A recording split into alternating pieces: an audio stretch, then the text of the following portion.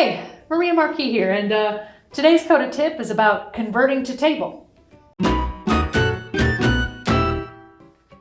Oh, you mean in a Coda doc? Oh, okay, sure. Let's do that too. Here in my Coda doc, notice I have two select lists. I've got the roast select list, and I also have the bean type select list. Now, maybe I want to convert one or both of these into a table. Well, all I do, click right up here at the top, go to select list options and convert to table. Now I can decide, do I want that below this current table? Or I could even just stow it away in a completely different page if I wanted to do that too.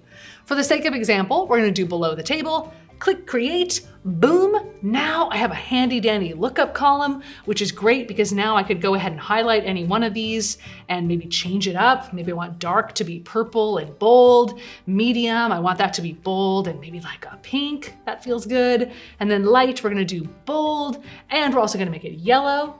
And notice how it's inheriting all of those wonderful formattings that I've put in place. And if I add more columns down here, like maybe a description of each of these, if I hover over this up at the top, I can now see all of the information I put in this table. So if you don't have a lookup column yet, all is not lost, just convert to table. And I'm gonna do that down here.